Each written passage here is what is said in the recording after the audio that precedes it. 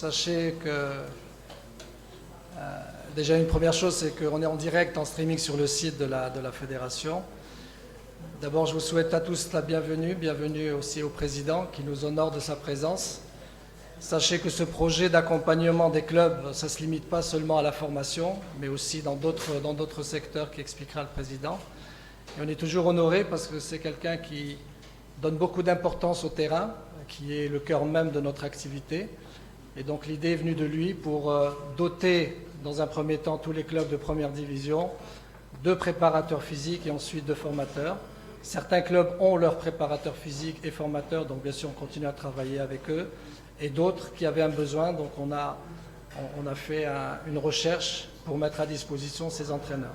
Donc la journée sera longue parce qu'il y a un gros travail et c'est un travail qui doit être effectif dès le lendemain, même si Al-Eid qui va venir. Et donc je laisse la parole au président comme il a beaucoup d'occupations pour le libérer le plus vite possible. Merci président.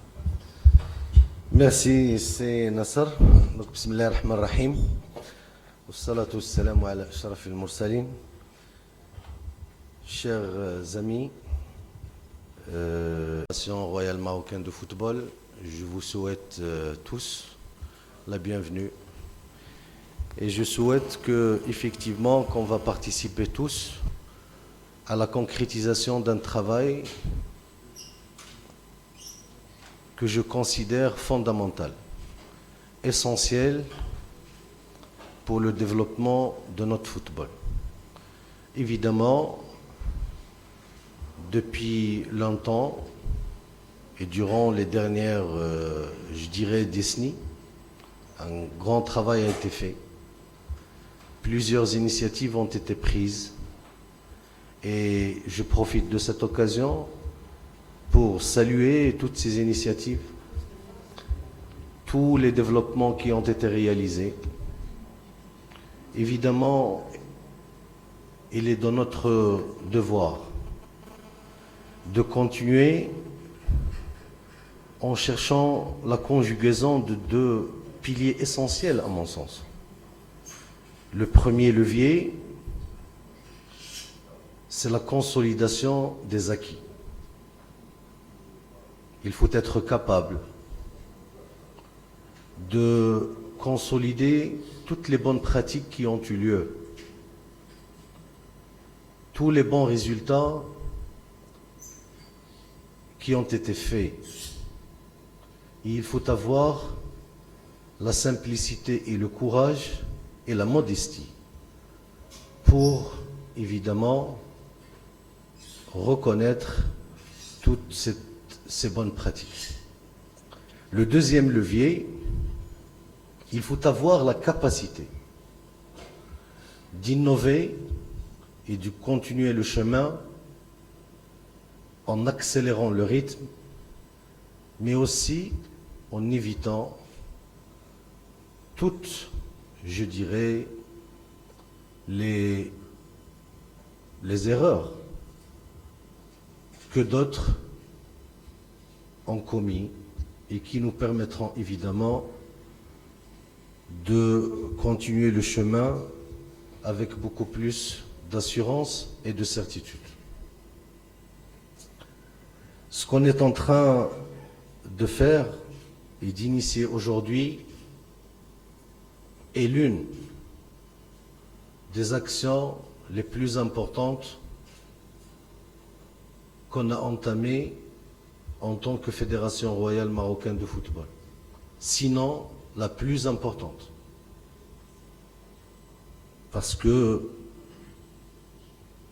l'avenir du football marocain dépend de la qualité du travail que vous allez livrer sur le terrain. Votre travail conditionnera le niveau de football marocain dans l'avenir. Vous aurez la responsabilité d'accompagner nos jeunes dans les différentes catégories du football élite dans un premier temps, de la classe minime jusqu'aux espoirs, les accompagner sur la base d'un programme unique et sur la base d'un programme établi sur des bases scientifiques et sur la base d'un programme qu'on aura l'occasion et l'obligation d'évaluer d'une manière régulière et périodique. C'est un chantier véritablement capital parce que les enfants qui ont aujourd'hui entre 12 et 20 ans seront entre vos mains. Et leur évolution dépendra de ce que vous allez fournir en tant que contenu et en tant que formation, que ce soit technique ou physique. Et évidemment, dépendra d'un certain nombre d'autres choses que Selarguet a citées, mais je reviendrai sur le détail. Je voulais exactement commencer donc par ça, vu l'importance, vu la détermination et vu l'intérêt qu'on porte au niveau de la Fédération royale marocaine du football à ce chantier, et que personnellement, j'ai veillé et je ferai de cela un chantier primordial et de premier degré d'intérêt. Il s'agit effectivement, comme je l'ai dit, de préparer les générations futures avec un même contenu de formation, avec des évaluations et des rencontres d'échanges permanentes. Il s'agit de bâtir l'avenir du football marocain sur la base d'une formation scientifique et professionnelle. Certes, et pour être toujours dans la logique de consolidation des acquis, plusieurs initiatives ont été entamées au Maroc, ce qui a permis d'avoir des générations de footballeurs qui se sont distingués, tant au niveau national qu'au niveau international. Mais se contenter de l'accompagnement du potentiel brut, du talent de la jeunesse marocaine s'avère aujourd'hui insuffisant vu les évolutions multiples et dynamiques que connaît le football à l'échelle internationale. C'est sur cette base-là que la professionnalisation de la formation, avec une logique d'objectifs et d'évaluation permanente, et d'avoir le courage d'apporter les ajustements nécessaires, chemin faisant. Je pense que ce sont les jalons d'une construction optimale d'un futur de football marocain, espérant le plus rayonnant possible.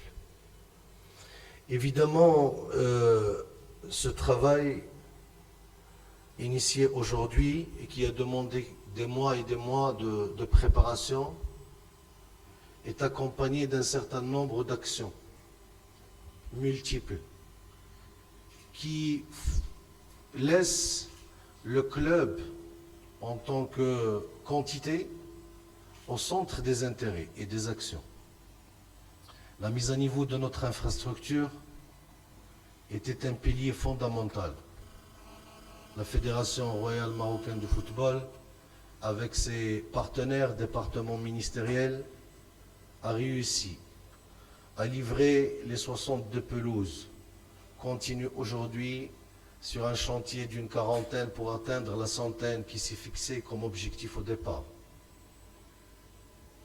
Le chantier des centres de formation est en cours de lancement des travaux. Les centres de club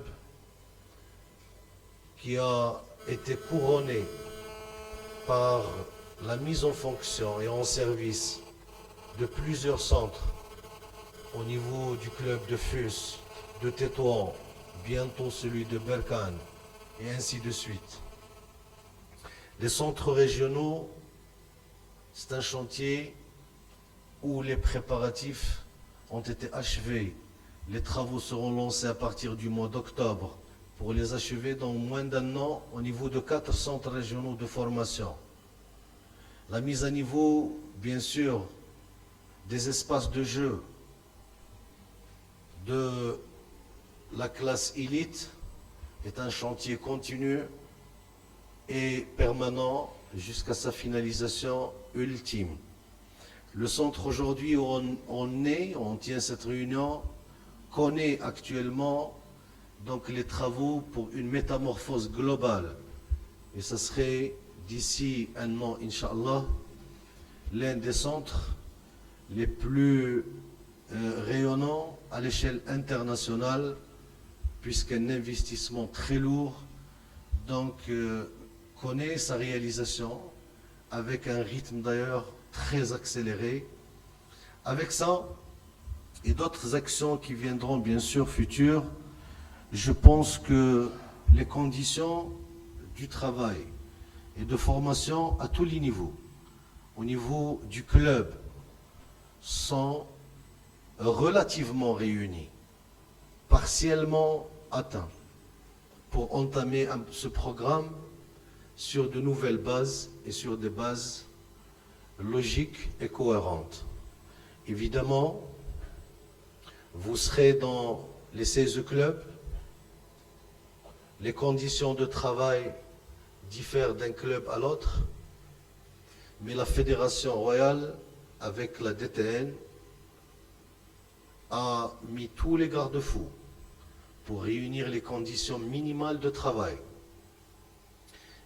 D'où, d'ailleurs, ce lien organique et fonctionnel entre vous et la DTN et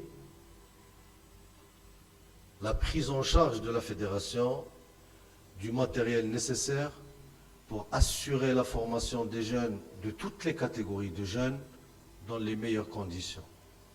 Nous tous, évidemment, on est censé déployer l'énergie nécessaire, le savoir nécessaire, mais aussi la passion, le cœur, pour effectivement permettre à ces jeunes, à ces milliers de jeunes, dans toutes les catégories, au niveau de tous les clubs d'élite, de leur donner la possibilité de s'épanouir et d'évoluer dans un sport qu'ils ont toujours aimé et qu'ils aiment et auquel on a l'obligation et le devoir donc de favoriser les conditions. Évidemment, et sur le plan de formation, et pour faciliter évidemment ce travail et ce chantier continu de mettre le club en tant qu'entité au centre d'intérêt, le mois prochain, début octobre, connaîtra le démarrage effectif de la formation au niveau de 3 modules, au niveau de l'Office de formation professionnelle, avec l'Institut de Limoges et la Fédération, pour cibler une 60aine de personnes, les qualifier dans tous les aspects qui entourent donc le club et la gestion du club. Ce sera une formation en temps plein, diplômante, et qui vise une population qui a évidemment les prérequis d'un cadre potentiel dans les différentes disciplines.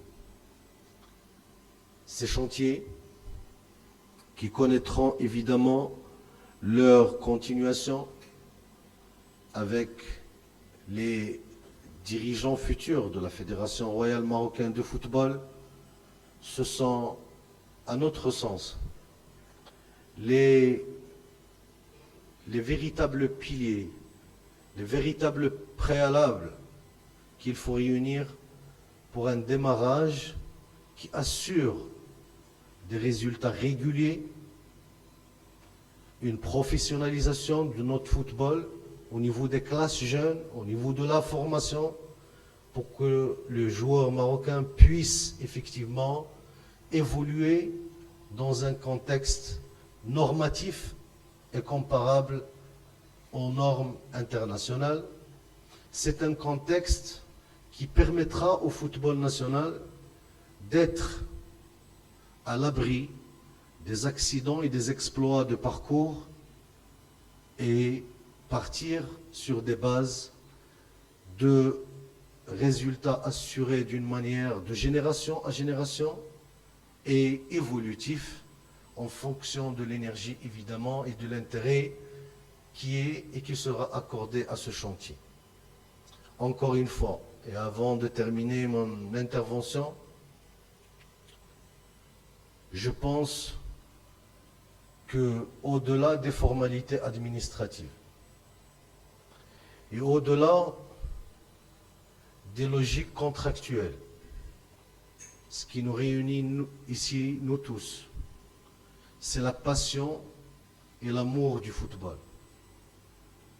Cette passion et cet amour et cet attachement doit logiquement augmenter à des niveaux exponentiels quand il s'agit des jeunes, des enfants qui aiment et qui trouvent le moyen de s'exprimer pleinement dans ce sport et dans les aires du jeu du football. Notre responsabilité collective est énorme. Je termine par ce que j'ai dit au début. L'avenir de ces générations est entre nos mains aujourd'hui. Et je peux vous dire que, quel que soit l'intérêt qui sera porté par la fédération, quelle que soit l'énergie que vous allez déployer sur le terrain, et le savoir-faire, et le professionnalisme que vous allez inculquer à ces jeunes, quel que soit ce potentiel, on serait toujours à des niveaux inférieurs du devoir qu'on a envers ces jeunes et ces enfants. Parce que notre raison d'être, évidemment, c'est de gérer les autres aspects qui concernent le football. Il y a évidemment celui de l'élite, celui qui concerne notre équipe nationale, mais la préparation des jeunes est essentielle. Il est aujourd'hui absurde et incompréhensible avec le potentiel qu'on a. 15 millions qui ont moins de 25 ans. On a une infrastructure nettement meilleure par rapport à ce qui existe dans le pourtour qui nous entoure. Il est absurde de voir effectivement nos jeunes s'exprimer avec beaucoup de difficultés au niveau des compétitions continentales. Il est plutôt anormal d'admettre des résultats de fatalité. Cette situation nous interpelle d'une manière permanente. Et c'est à nous tous de passer le temps nécessaire, de déployer l'énergie nécessaire pour effectivement dépasser cette situation et être à la hauteur des attentes, je dirais, normales, donc du public marocain et de la population marocaine. Ce sont autant de défis sur le terrain, au niveau de la préparation d'élite, au niveau du travail qu'il faut déployer, que ce soit sur le plan quantitatif ou sur le plan qualitatif. Ce sont autant de défis qui nous attendent. Sachez que la Fédération royale marocaine de football sera à vos côtés pour suivre de très près l'évolution de ce chantier, de l'évaluer avec vous en permanence, mais aussi de vous apporter l'aide et le soutien nécessaires. Sachez aussi que dans plusieurs situations, vous aurez des difficultés sur le terrain qui ne doivent pas constituer une entrave, plutôt un levier d'encouragement, un levier d'augmenter la capacité de relever les défis. Et c'est comme ça qu'on aura ensemble participé à poser l'édifice d'un process que nos jeunes, nos enfants auront l'occasion de tirer le maximum et d'évoluer, comme je l'ai dit, dans des conditions professionnelles, normatives, comparables à ce qui se passe à l'international. Je vous souhaite, au nom de la Fédération royale marocaine de football,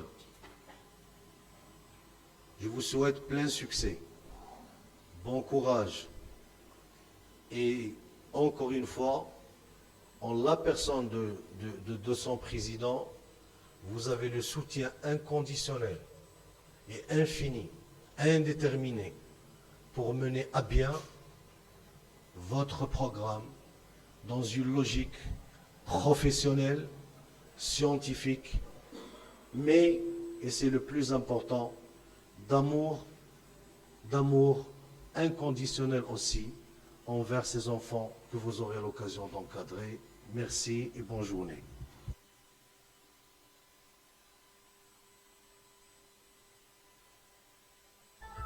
Merci, merci.